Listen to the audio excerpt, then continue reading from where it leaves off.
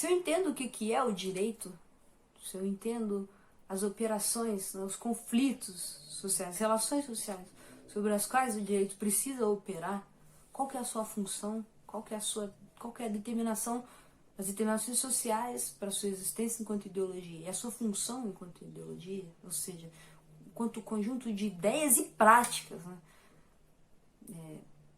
Verdadeiras instituições, né? essa prática da origem, para responder a esses conflitos sociais, eu consigo entender, talvez, especificamente dentro do capitalismo, a que tipo de contradição o direito precisa responder.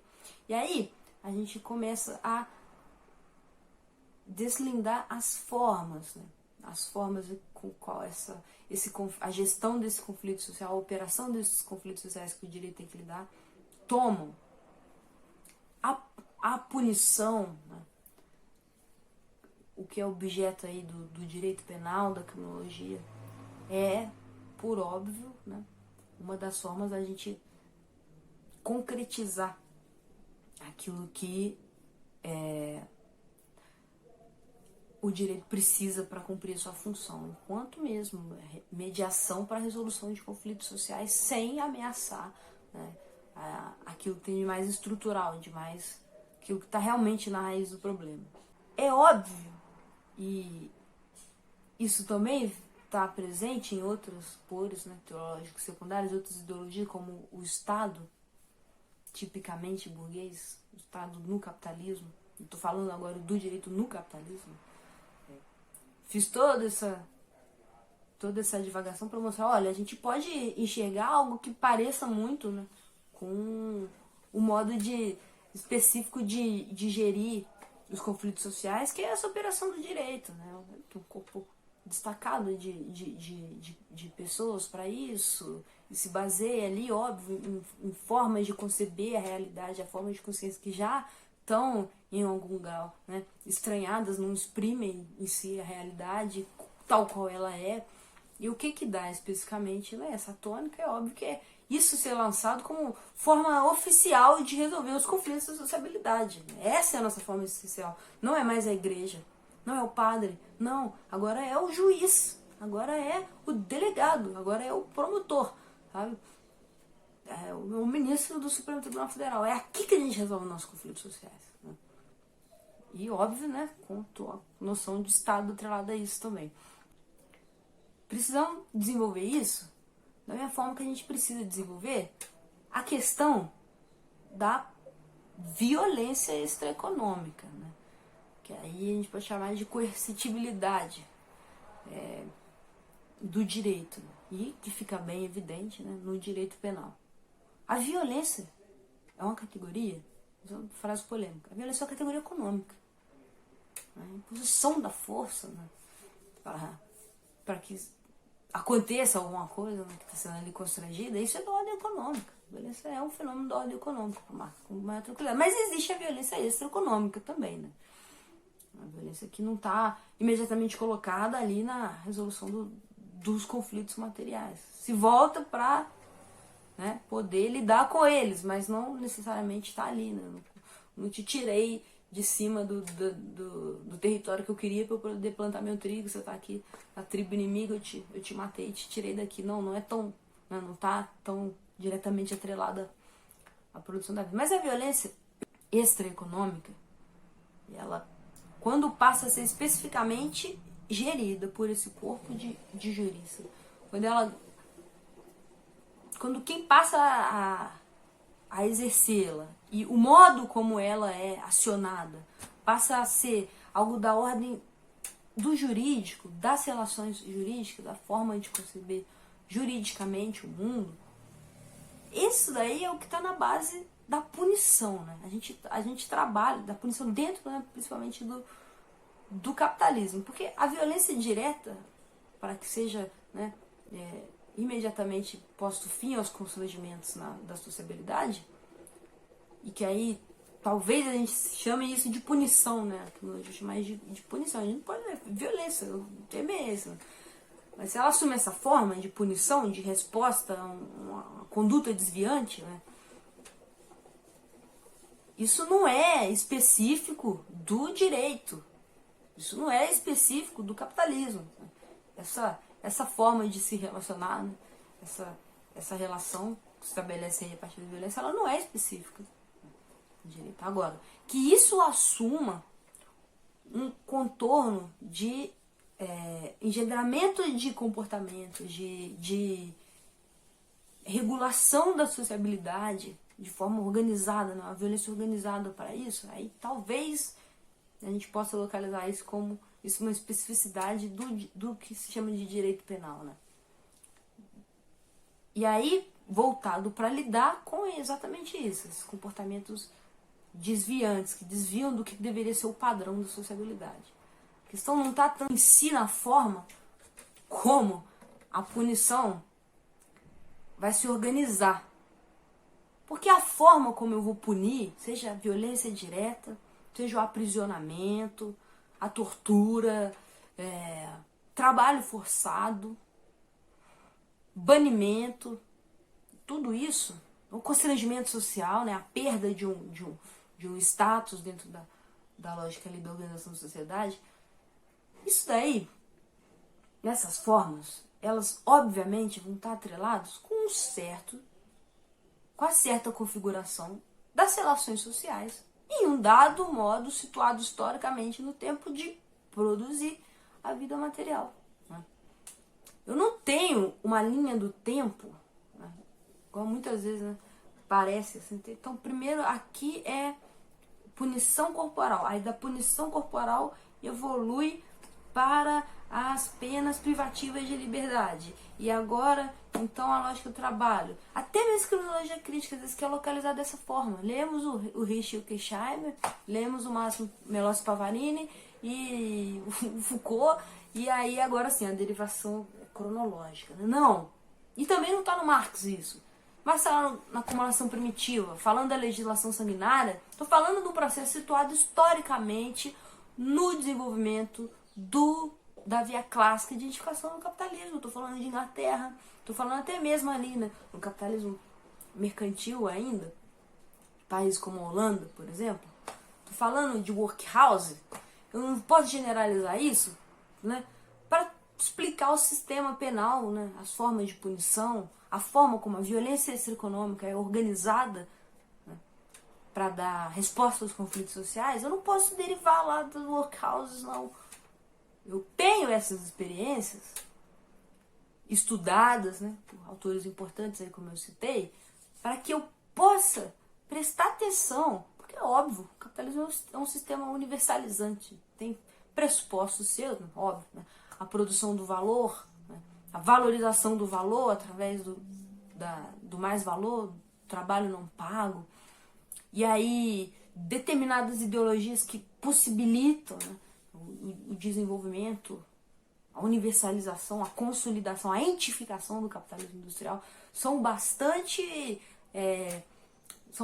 são bastante generalizáveis, mas os países, os tempos históricos, as condições econômicas, né, as condições materiais, né, de cada país, de cada época, elas não são deriváveis mecanicamente da experiência inglesa, não. Eu não vou ler o capítulo da acumulação primitiva e vou vir explicar do nada, assim, né, mecanicamente, o sistema carcerário norte-americano. Né? Por isso que esse termo, cárcere e fábrica, essa relação, tem que tomar muito cuidado. O que me interessa não é a grade. Eu não estou interessada na fábrica e na grade. Né? Nas simbologias que se repetem ali, o panótipo bentaniano. É muito interessante. E é óbvio que não é uma simples coincidência, né, que se observe isso. Mas se eu começo a querer fazer derivação mecânica, aí eu não estou produzindo ciência. Né? Aí eu estou sendo economicista, coisa que o Marx não era. A gente precisa estudar a especificidade de cada via particular de identificação do capitalismo. Se eu sei que o direito é ideologia, e se eu sei que essa ideologia específica, o direito enquanto ideologia específica, é alçado, né, a função de exercer, né, de ordenar o exercício da violência extraeconômica para resolver os conflitos sociais que surgem aí, né, na sociabilidade do capital, eu preciso pensar como essa violência se exerceu, que formas ela se exerceu, por que em um determinado lugar foi muito mais comum que existissem castigos corporais, galé, e outro, até mesmo formas muito parecidas com as workhouses, casas de correções, em que tem uma preocupação de dentro das instituições ter mesmo assim, implementação da disciplina própria para o trabalho. Em outros não, em outros isso existe no papel, mas nunca foi implementado em grande escala, né? Como depois a gente vai falar aí, né, do sistema penal no Brasil, desenvolvimento do sistema penal no Brasil. Porque eu não posso fazer uma derivação mecânica. Se eu olhei cadeia, já vem fábrica na minha cabeça. Não, e aí eu ficar, lá, sabe, fazendo um checklist de tudo que tem no livro do Richard Durkheim, quando ele tá falando de Holanda, quando ele tá falando de França, quando ele tá falando de Inglaterra, tem no mundo inteiro. Não, né? Cada forma de identificação do capitalismo vai ter problemas sociais próprios, com formas próprias. E não necessariamente vai ser o direito penal, a punição, o encarceramento, né, que vai ser a forma, né, a forma preponderante de resolução desses conflitos. Tem um texto que eu botei na bibliografia que trata disso, né? Forma preponderante, momento preponderante e o momento predominante na sociabilidade. Óbvio que o momento predominante sempre vai ser o modo como se produz materialmente a vida, né? Que a gente costuma chamar de economia. Mas a gente vai ter, em cada momento histórico específico, uma ideologia, um determinado conjunto de relações sociais e formas dessas relações sociais e ideias, né, que vão responder com mais força, vão ser mais ativadas para responder aqueles conflitos sociais. Então, não posso ficar procurando workhouse por aí, aleatoriamente, sabe? Ficar procurando panótipo por aí, assim, não é por aí que o problema se responde. Preciso entender os fundamentos do porquê que isso existiu lá, né? Como era, né?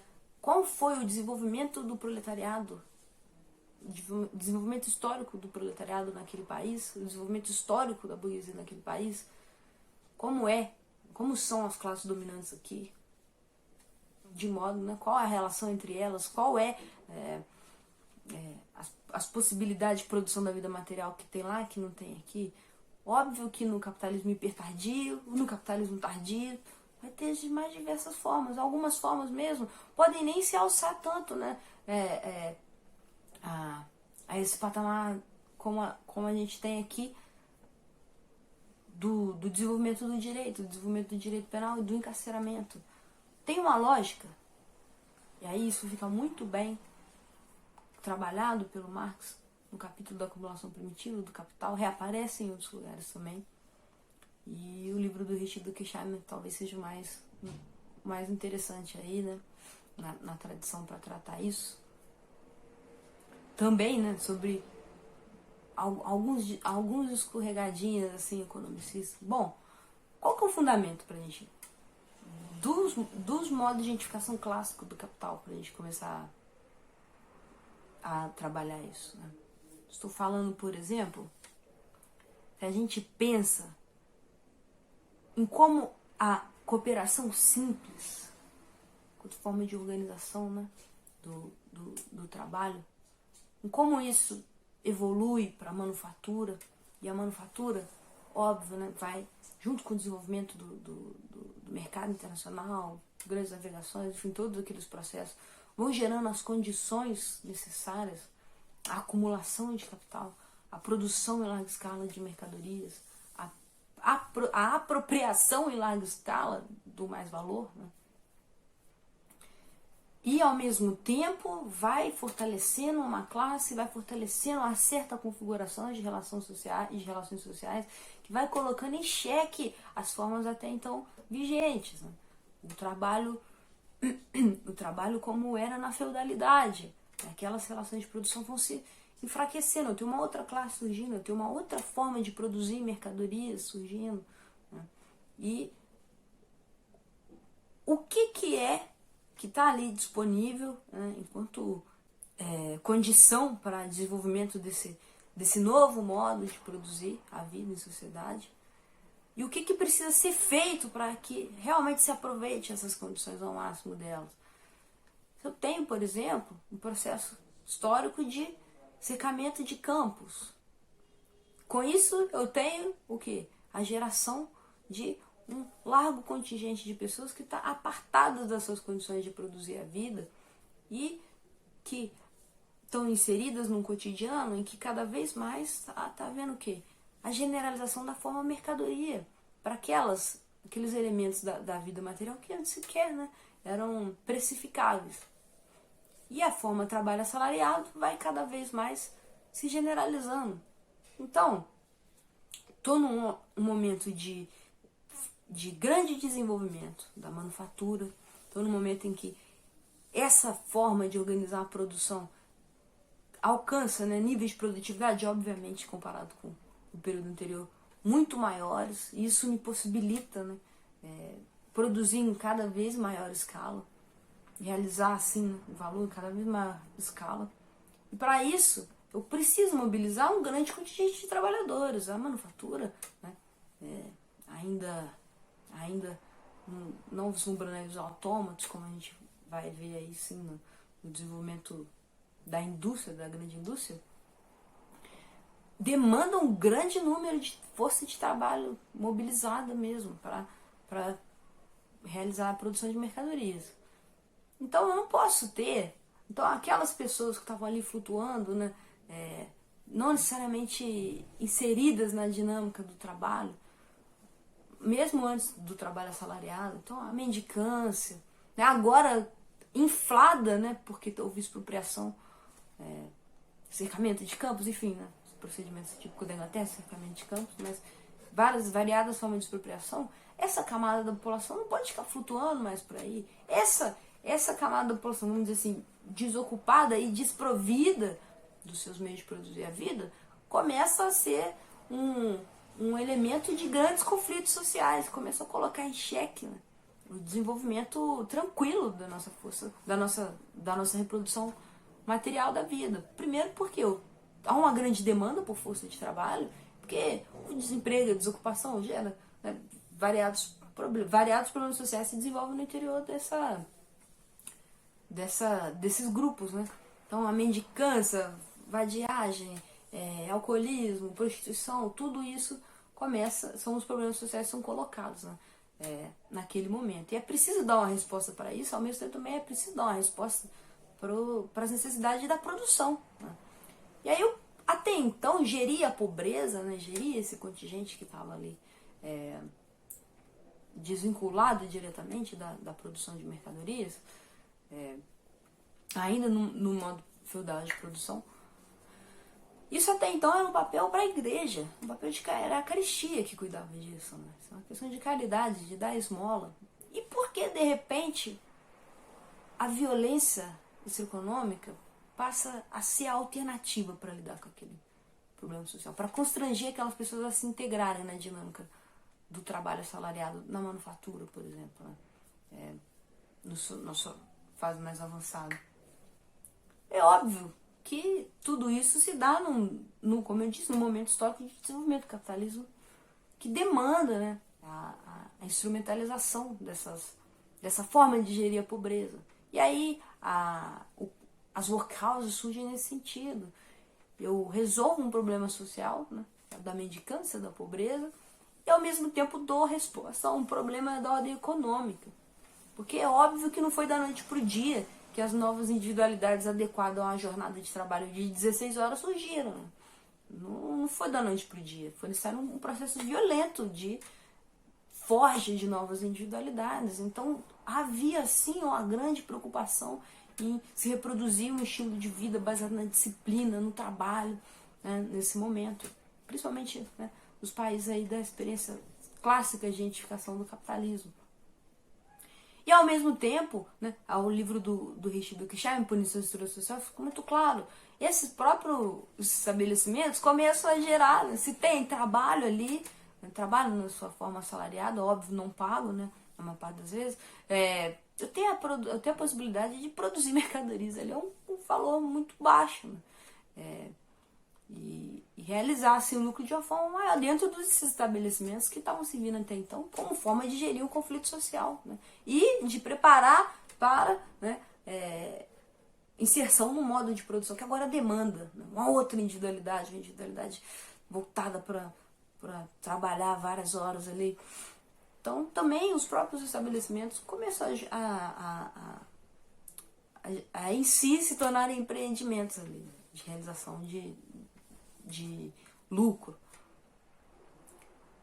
Mas isso quer dizer que aconteceu da mesma forma no Brasil? Então eu vou ficar procurando cadeia dando lucro lá em 1600? Poxa, pode ser que sim, mas não porque é típico do estabelecimento prisional isso, mas é porque, né, essa lógica, essa forma de atuar gerindo o conflito social, que no caso a pobreza, né, e a necessidade de uma alteração mais rápida, mais forte, massiva das individualidades mesmo, isso foi apropriado, né? Isso se desenvolveu de uma forma,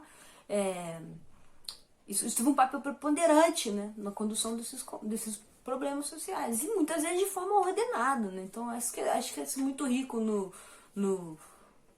livro do Richard Durkheim por causa disso, né? Os documentos, as falas, né,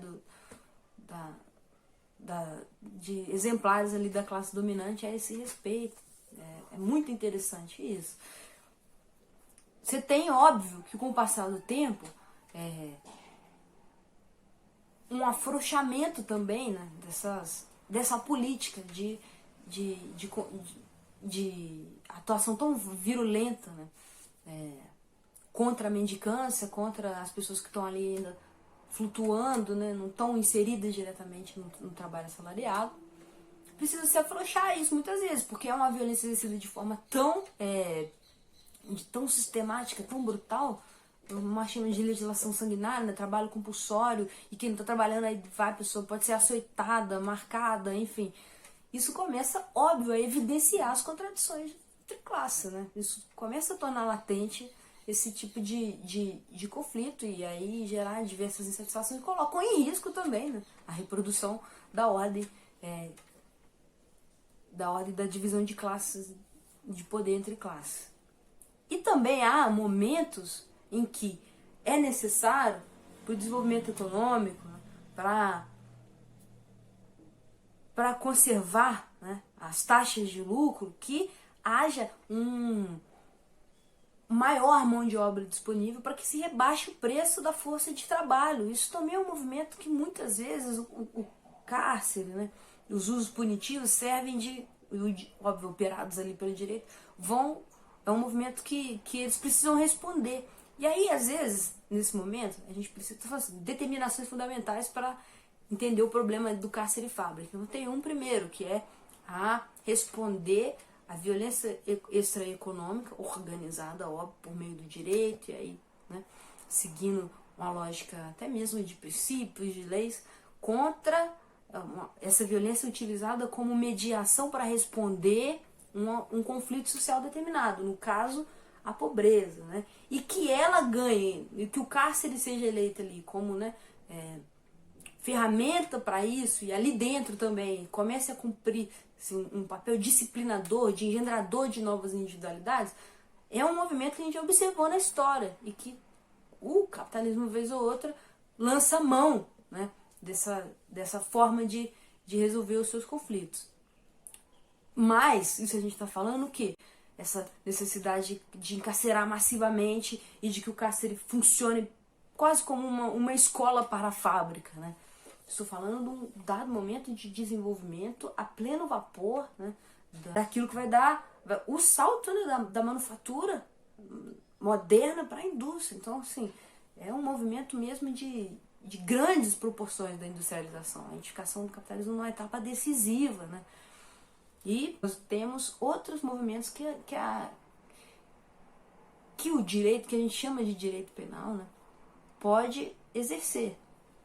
Quando, por exemplo, a gente vislumbra como estratégia de manutenção ou mesmo de elevação das taxas de lucro, o rebaixamento do preço da força de trabalho.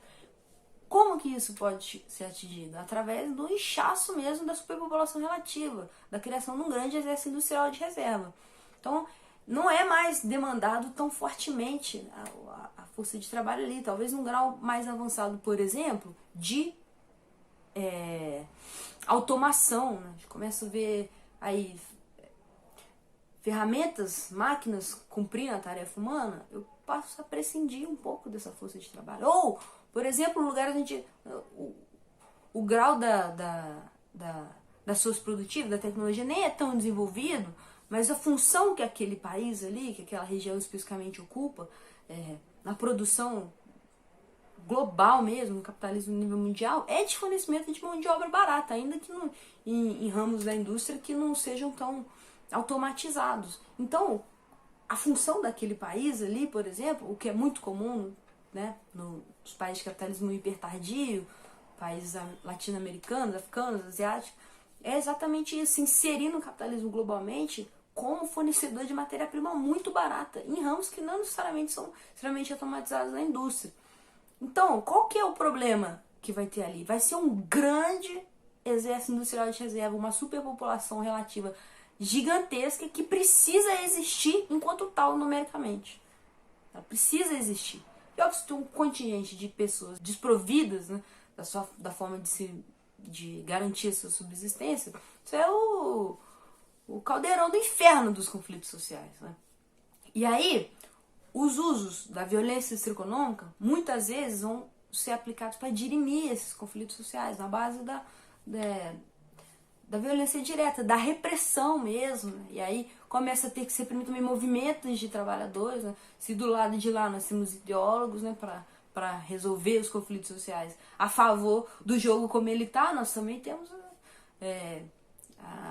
as ideologias que colocam em xeque essa ordem econômica. E é preciso reprimir isso, ou é preciso reprimir as formas alternativas de garantir a subsistência, porque muitas vezes, né, vão se opor às formas tradicionais, né, vão vender mercadorias que estão sendo produzidas por fora da lógica, vamos dizer assim, formal, né, ou mesmo vão de alguma forma atrapalhar, né, na própria sociabilidade, como por exemplo problemas com venda de bebida alcoólica, uso de drogas, tudo isso depois vai ser reapropriado e reposto na lógica dos conflitos sociais do terceiro mundo. Isso quer dizer, muitas vezes então, a violência extraeconômica, a punição, e aí o cárcere, né, como uma possibilidade de expressão dessa violência extraeconômica, ele é utilizado não como forma de disciplinamento, mas como forma de gerir a pobreza. Em vez de garantir, né, a renda, posso ter isso também, posso ter atrelado a isso, né, ou ao invés disso, uma política de gestão social da pobreza, né, assistência social, e aí glosas críticas ao rei da Prússia, Marx trata isso. Nós temos aí a política de assistência social como isso, né, como uma forma de gestão política do conflito social, da pobreza. A pobreza passa a ser reconhecida, isso aqui existe, não dá pra gente dizer que não existe, a gente precisa tratar. A repressão, né, a violência é uma alternativa. E o encarceramento em massa também, né? Mas não necessariamente um encarceramento em massa visando o disciplinamento, o cotidiano fabril, não necessariamente. Eu tenho, né, o palpite de que talvez seja mais perto dessa segunda funcionalidade da violência extraeconômica, enquanto cárcere, né, enquanto direito penal que a gente vislumbra. Né? E às vezes sequer se dá o trabalho de encarcerar em massa. O conflito se resolve na rua, mediante violência direta ali dos agentes desse corpo específico, né, que o direito cria, policial mesmo, né? Então é na rua. Né? Toma meia dúzia de tapa na cara e resolveu o problema e desfez a roda de capoeira e acabou, vai cada um pro seu canto. E não necessariamente precisa encarcerar, né? Porque também gera gasto, né? Um salário não pago, o Estado tem gasto, é daí que vem. Então eu não vou consumir, né? Não vou retirar de circulação esse valor para gerir a pobreza. Não, tem uma forma mais barata de lidar com isso. Então, quando a gente pensa no cárcere e fala cárcere fábrica, a gente precisa pensar assim, especificamente onde está se dando no encarceramento? Que tipo de conflito social o encarceramento está visando responder? E como? Né? Para quê? Precisamos explorar esse tipo de questionamento e a especificidade econômica, histórica de cada país, de cada região, para poder dar resposta a isso. Porque senão a gente cai numa explicação mecânica. Eu pego a fórmula do Horkheimer e aplico aqui, né? Pego o capítulo da acumulação primitiva e saio encaixando ele em todos os lugares, e aí eu dou possibilidade para outras correntes teóricas chamarem de economicismo. E está realmente fazendo uma derivação mecânica. Não é assim, cada lugar vai ter a sua especificidade. A punição corporal, muitas vezes, ela vai se expressar, vai predominar em determinado momento, porque de fato não há necessidade de utilizar o cárcere como escola, né, como preparação das individualidades para o cotidiano da força de trabalho. Às vezes não é dessa forma que se resolve. Mas a violência direta mesmo cumpre um papel mais eficaz. Como eu posso falar em extermínio, né, de um determinado grupo, se eu trabalhar depois no vídeo de outro modo, como eu posso falar em extermínio e genocídio? Óbvio que enquanto cifra, sim, mas se eu não posso aniquilar a minha superpopulação relativa, afinal eu preciso dela, né, para rebaixar, manter baixa o nível dos salários. Como eu posso falar em aniquilação desse conteúdo, dessas pessoas? Não, né? Então o cárcere também assume essa função, muitas vezes, de gestão dos conflitos sociais, né? Retirar a descolação, os indivíduos que estão criando mais problema ali, né, a manutenção do cotidiano de acumulação do capital, de como precisa funcionar. A sociedade não pode funcionar com completo caos. O trabalhador precisa chegar na fábrica. E se tem ali alguém da superpopulação relativa, alguém do exército industrial de reserva, colocando a própria sobrevivência do trabalhador em xeque, essa pessoa vai ser tirada de circulação, vai ter violência econômica imposta contra ela. Óbvio, dentro dos limites, né? Hoje em dia, dentro não, completamente fora, mas operando com categorias, com formas de conceber, categorias não, formas de conceber o mundo próprias do direito, que em si já não vão na raiz desse fenômeno, não trabalha, o direito penal não trabalha com superpopulação relativa, embora quando a gente explore os seus ideólogos, a gente até veja que eles conseguem enxergar, né, a materialidade dos problemas ali, mas não é sobre essas formas, né, de conceber a realidade que se erige o direito. Não, é mistificando mesmo, né, para poder garantir que se desenvolvam, né?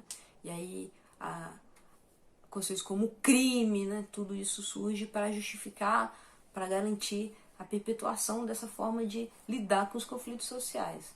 Então, espero que tenha ficado claro. Também não quis me alongar muito, às vezes ficar um pouco confuso, tentar mesmo fazer de uma forma mais informal, mais exemplificativa, como fosse um bate-papo, uma conversa informal, para ver, né, que às vezes a gente fica com medo do que está no livro. Eu tô com medo aqui, esses termos complicados, superpopulação relativa. Não, a gente consegue explicar isso, né, numa conversa bastante informal e ver já de plano, né, como que são noções importantes para explicar o problema do cárcere e o problema do desenvolvimento, né, do modo de produção, nas suas mais variadas expressões históricas.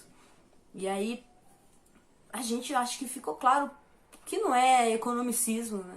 Se a gente percebe que sim, o modo como a gente está produzindo a vida em sociedade, essas relações de produção, isso vai dar a tônica da forma como a gente vai ou não e em que medida, né, se utilizar da violência econômica organizada pela lógica do direito para responder esses conflitos sociais.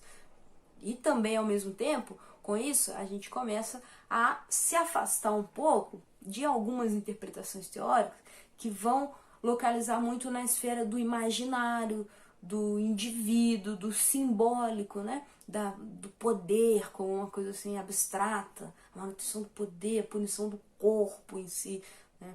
Não, é muito mais do que isso. Nós estamos falando de gestão de conflitos sociais. É óbvio que em um momento ou outro, como eu disse, isso não vai ficar tão nítido, né? Não é assim, até aqui é direito, até aqui é tradição, porque óbvio, por exemplo, a gente tem tipos penais voltados para, né, para lidar com a esfera da moral, né, a lascívia, enfim. Estamos falando o quê? Estamos falando diretamente de modo de relações de produção, de economia aqui, sei lá, países em que, por exemplo, homoafetividade é criminalizada e pode gerar cadeia, o que isso se relaciona diretamente, né? Não, com isso a gente rebate o economicismo, não é tão simples. A forma jurídica, muitas vezes, né, ainda se apresenta umbigada com a tradição, com a moral, com a religião. Isso é comum das ideologias, né? Isso é comum que uma se apoie sobre a outra muitas vezes. Isso é comum. E que muitas vezes operem num patamar tão distante das necessidades materiais de produção, ganham uma certa autonomia e até um irracionalismo por dentro dessas formas, né? Como eu disse, só para recapitular, o direito, enquanto ideologia específica, né? Enquanto conjunto de ideias e práticas, né? A partir dessas ideias que se volta para compreender e principalmente atuar sobre a atividade humana em sociedade, respondendo aos conflitos sociais que surgem, né? No desenvolvimento da sua vida coletiva, e aí especificamente no capitalismo, ou seja, com a divisão entre classes, com a apropriação privada do lucro, com a exploração do mais-valor, né? O direito tem a função de dirimir esses conflitos sociais dentro de padrões, dentro de ideias, né, que pressupõem já as relações no seu nível de desenvolvimento propriamente burguês, né? Então são relações.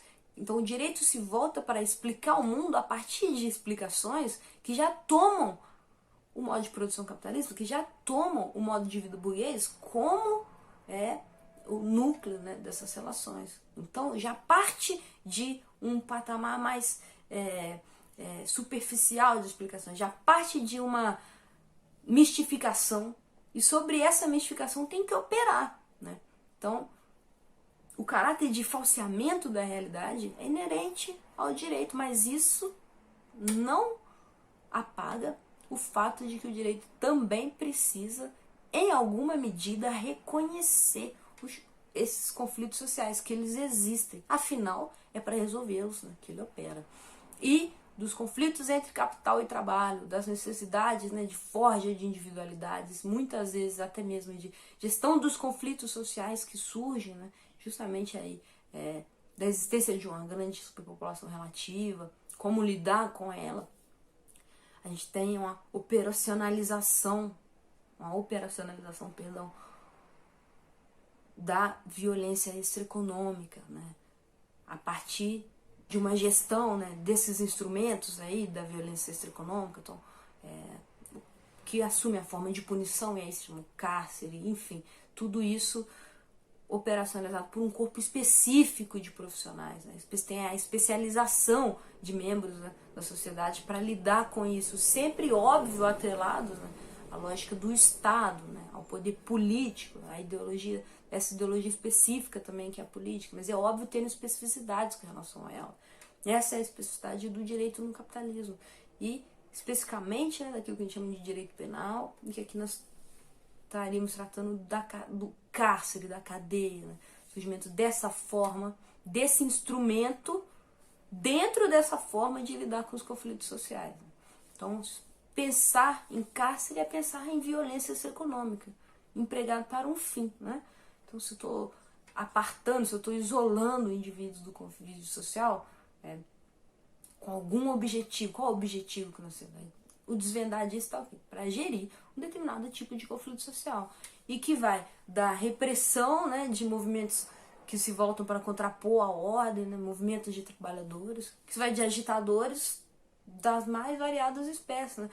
O assaltante, o ladrão, essas pessoas que estão na superpopulação relativa e estão visando, né, formas de ganhar a vida que muitas vezes pode colocar em risco, né, o próprio desenvolvimento normal, né, das relações sociais necessárias ao capitalismo, e também opera relações sociais que talvez não estejam tão diretamente ligadas à produção, né? Como, por exemplo, contradições que se dão no âmbito da moral, mas o qual o direito também se ocupa, né? Porque, como eu disse, há uma autonomização dessas ideologias, desses poros teleológicos secundários, né?